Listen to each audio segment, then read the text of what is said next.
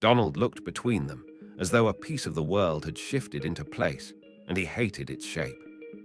"So my warning," Donald said, "has waited on his death." The cruelty of that truth seemed to strike all three at once. Ammon sat again, suddenly weak. "Then my life was not merely long, it was delay." No one answered. From that night on, the household changed. Not outwardly at first. They still ploughed, harvested, traded, mended harness, salted meat, and tended flocks. But beneath the ordinary rhythms of life ran another current, dark and relentless. Measurements were taken. Timber was marked. Plans were scratched into boards and clay. Garin and Donald walked the ridge lines, choosing ground high and firm enough to bear unimaginable weight. When the first great trees were felled, people asked questions.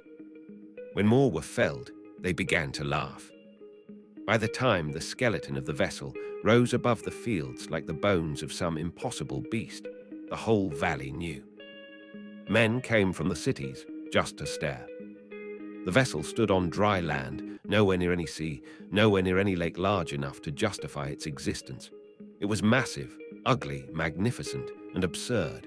It swallowed timber by the forest. It consumed pitch, rope, grain, labor, and years. Its ribs climbed into the sky. Its shadow moved across the slope like a sundial measuring the patience of God. "What is it for?" people called. Donald answered plainly, "A judgment of waters." That answer fed mockery better than wine. Women laughed behind their hands. Young men shouted jokes from the road. Merchants told stories in the market about the mad family on the hill building a ship for clouds. Priests of the valley temples denounced Donald as arrogant. Drunkards came at night and sang taunting songs beneath the timbers. Boys threw stones. Ammon saw all of it. He also saw something else, how the mockery worsened because the mockers were afraid. Not afraid that Donald was wrong. Afraid he might be right. Garin rarely argued with them. He worked. He hauled. He organized men and animals and stores. He took insults as one endures rain during travel, unpleasant but unworthy of stopping for. There was grief in him, but no indecision. If Donald bore the fire of warning, Garin bore the weight of obedience. Ammon helped while he still could. He could no longer lift beams, but he could count, inspect, remember, and command. There was authority in age no one entirely dismissed, not even fools. When laborers squabbled, Ammon settled it. When stores were tallied, he corrected mistakes no younger eye noticed. When fear threatened the household, his mere presence steadied them.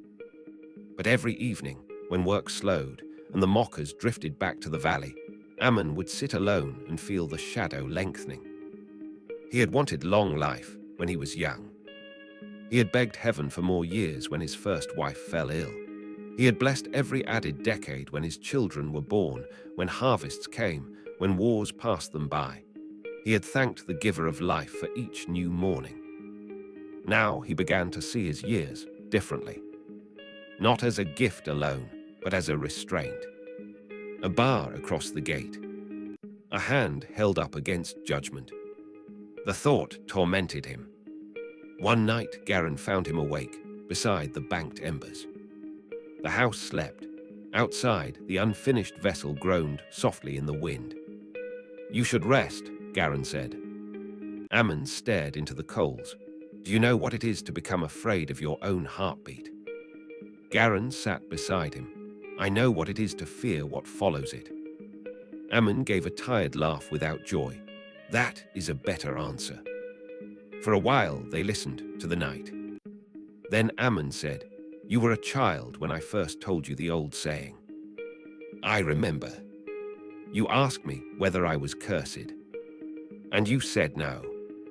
"I lied." Garin turned sharply. "No." Ammon kept his gaze on the coals. "If my death opens the door to ruin." "Your death does not create the ruin," Garin said quietly. "It only ends the mercy." That was the kind of thing Garin said. Few words, but they struck like iron. Ammon looked at his son. In the firelight, Garin seemed older than he had that morning.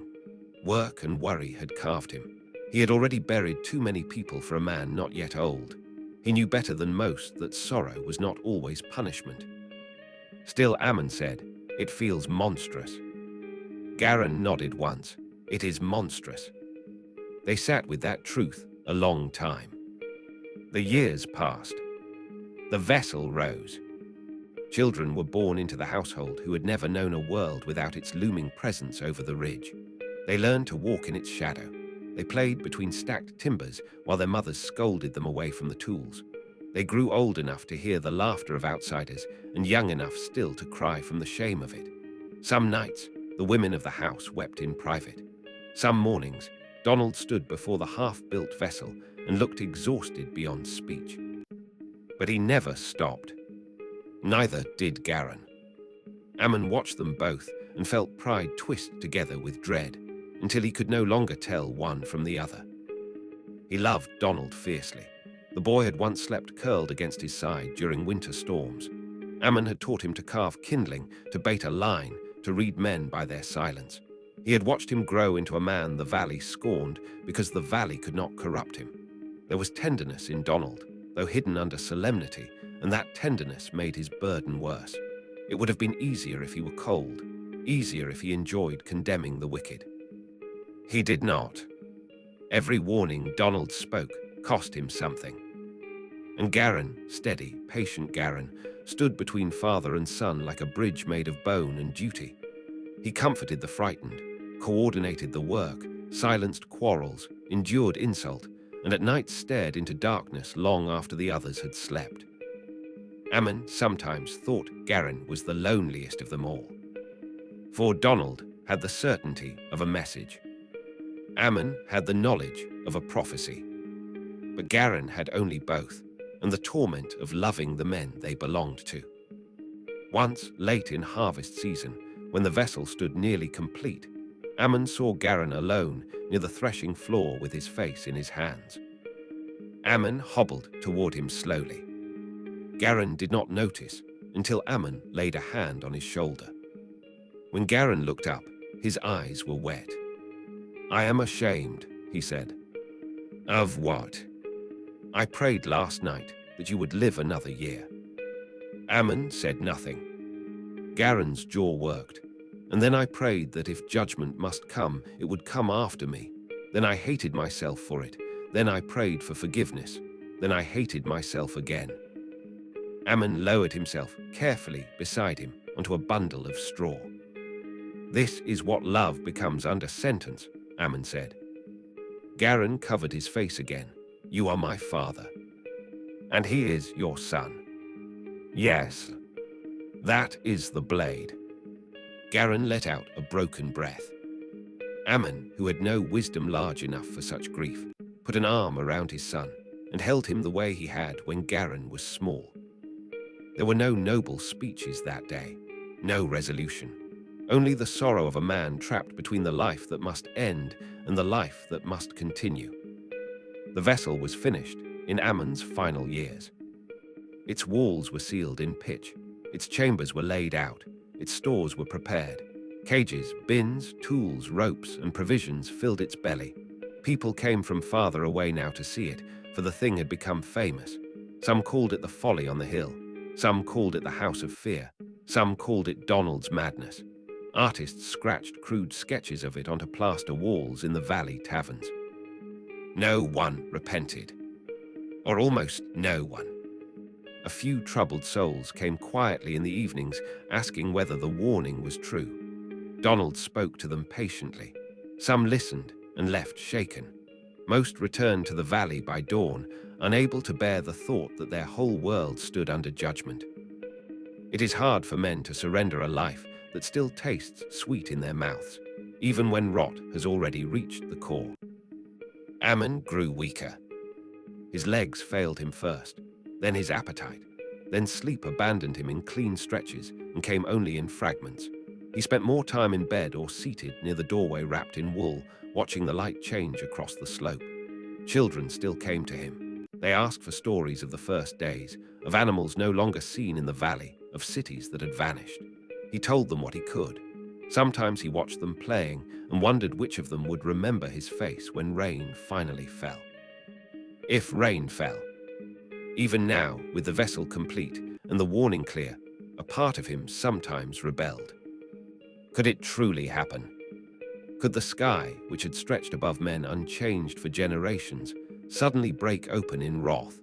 Could streams become oceans, hills become islands, laughter become drowning? Then he would hear news from the valley. Another murder. Another child sold. Another feast held over a grave. Another judge bought. Another field seized. Another innocent beaten for sport. And his rebellion would die. On the last night of his life, the air felt wrong. Heavy. Close. The clouds gathered low in a way no one in the household liked. Not storm clouds as before, but a vast roof of dark pressing down over the land. Even the animals were restless. Dogs whined. Oxen stamped. Birds flew low and erratic, as if uncertain where the sky had gone. Ammon lay awake, listening. At some hour before dawn, he asked for Garin and Donald. They came together. Donald knelt on one side of the bed, Garin on the other. Lamplight trembled over their faces.